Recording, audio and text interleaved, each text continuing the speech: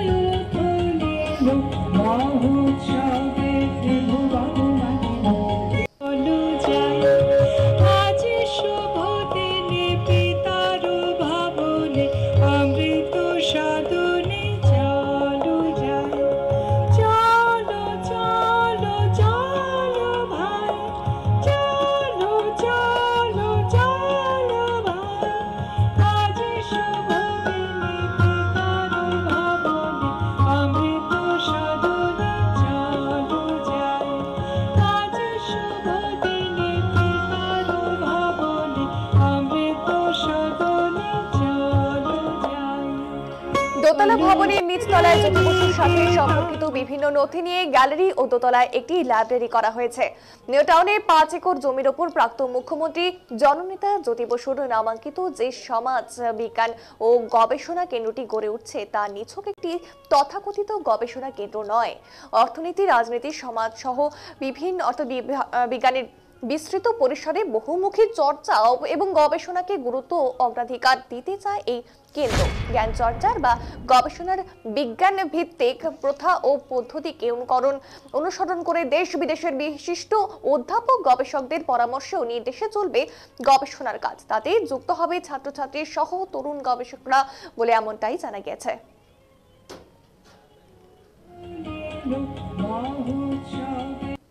সেটা আমরা একেবারে উদ্বোধনী অনুষ্ঠানের সঙ্গে আনুষঙ্গিক অনুষ্ঠান যা হচ্ছে সেগুলো শেষ করে আমরা একদম শেষে করতে চাই, তাতে সুবিধা হবে। এখন এখানে যারা এসছেন অনেকেই জানেন যে 1 বছর আগে যার ভিত্তিপ্রস্তর করা হয়েছিল, আমাদের অর্থনৈতিক সংকট থাকলেও জ্যোতি বসু নামে যে জ্ঞান চর্চার কেন্দ্র গড়ে তোলার কর্মসূচি, তাকে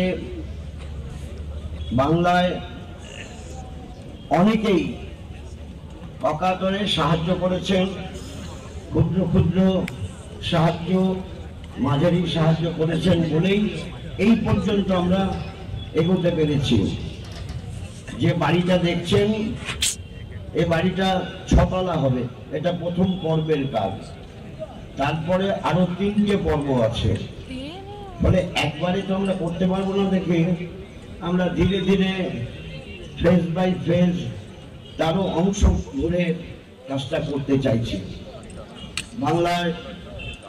বাংলার মানুষ যারা এটা সমর্থন করেছেন, সাহায্য করেছেন এবং উৎসাহ দিচ্ছেন, তাদের সবাইকে আমরা আজকে ধন্যবাদ জানাই, অভিনন্দন জানাই। এই কথা সেটা আমরা একেবারে উদ্বোধনী অনুষ্ঠানের সঙ্গে আনুষঙ্গিক অনুষ্ঠান যা হচ্ছে সেগুলো শেষ করে আমরা একদম শেষে করতে চাই, তাতে সুবিধা হবে। এখন এখানে যারা এসছেন অনেকেই জানেন যে 1 বছর আগে যার ভিত্তিপ্রস্তর করা হয়েছিল। আমাদের অর্থনৈতিক সংকট থাকলেও জ্যোতি বসু নামে যে জ্ঞান চর্চার কেন্দ্র গড়ে তোলার কর্মসূচি, তাকে বাংলায় অনেকেই অকাতরে সাহায্য করেছেন। ক্ষুদ্র ক্ষুদ্র সাহায্য, মাঝারি সাহায্য করেছেন বলেই এই পর্যন্ত আমরা এগোতে পেরেছি। যে বাড়িটা দেখছেন, এই বাড়িটা 6 তলা হবে, এটা প্রথম পর্বের কাজ। তারপরে আরো 3টে পর্ব আছে, ফলে একবারে তো আমরা করতে পারবো না। দেখি আমরা ধীরে ধীরে ফেজ বাই ফেজ তারও অংশ ধরে কাজটা করতে চাইছি। বাংলার মানুষ যারা এটা সমর্থন করেছেন, সাহায্য করেছেন এবং উৎসাহ দিচ্ছেন, তাদের সবাইকে আমরা আজকে ধন্যবাদ জানাই, অভিনন্দন জানাই। এই কথা ওই সংস্থার সঙ্গে কেন চুক্তি করলো বাংলা সরকার? কোথায় শুনতে পেলাম না। কর্ণাটক সরকার যে স্যালাইন বাতিল ঘোষণা করেছিল, সেখানে নিয়ম না মেনে স্যালাইন তৈরি করলো, ওই সংস্থার সঙ্গে কেন চুক্তি করলো বাংলা সরকার? উচিত ছিল না, উচিত ছিল না, বলবো যে উচিত ছিল না। এটা করেছে অর্থের বিনিময়ে। আর সমস্ত কিছুর জন্য ডাক্তারদের ঘাড়ি দায় চাপিয়ে দিলেন মুখ্যমন্ত্রী। এখন কি করা যাবে? যদি মুখ্যমন্ত্রীর ঘনিষ্ঠদের বাঁচাতে হয়, তাহলে মুখ্যমন্ত্রী ডাক্তারদের উপর দায় চাপাবেন, এটাই নিয়ম। যখন যেরকমভাবে দায় চাপানো যায়, সেরকম দায় চাপানোর সুযোগ আছে বলে দায় চাপিয়ে দিয়েছে। স্বাস্থ্য নিয়ে এখনো বাংলা 1 নম্বরে থাকবেন বলবেন মমতা বন্দ্যোপাধ্যায়?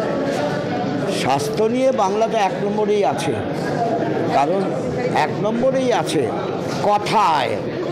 কথায় আর কাজের মধ্যে ফারাক থাকলে আমি করুম কি? 162 দিন পরে আজিগরের তিলোত্তমার ন্যায় বিচারের রায় ঘোষণা হবে।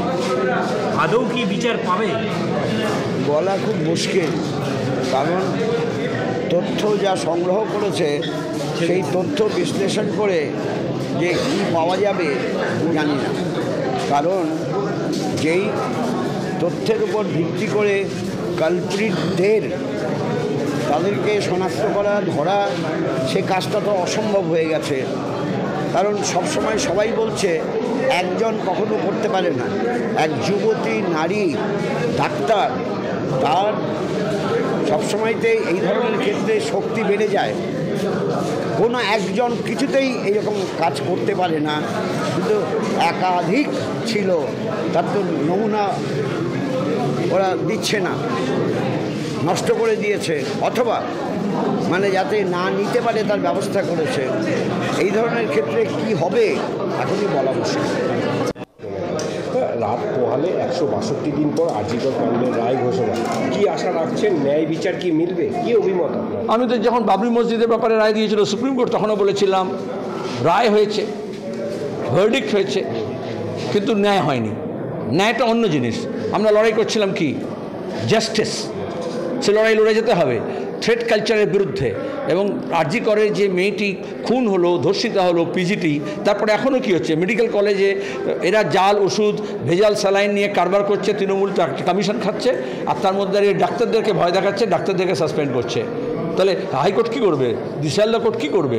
এবং তারপর আমরা দেখেছি এই ডিএ মামলা হোক, আর শিক্ষক নিয়োগের দুর্নীতির ব্যাপারে হোক, আর ওই পাচার হোক, গরু চালান হোক, সব ব্যাপারে অভিষেককে বাঁচাতে বিজেপি আর তৃণমূল দুজনে মরিয়া। তাহলে এখানে দাঁড়িয়ে অপরাধীকে তারা বাঁচাতে চেষ্টা করে। এবং এরা সব হচ্ছে জ্যোতি বসুর কাছ থেকে শিক্ষা নিতে হবে, এরা সব হচ্ছে রাষ্ট্রীয় ক্ষমতার অঙ্গীভূত। সুতরাং রাষ্ট্র ক্ষমতা যখন দখল করে অন্যায়ের শক্তি, তখন ন্যায় পাওয়াটা খুব দুষ্কর হয়ে যায়। তখন হতাশার কোনো জায়গা নেই, রাস্তায় আবার নামতে হয়, লড়াই চালাতে হয় এবং ন্যায় ছিনিয়ে আনতে হয়।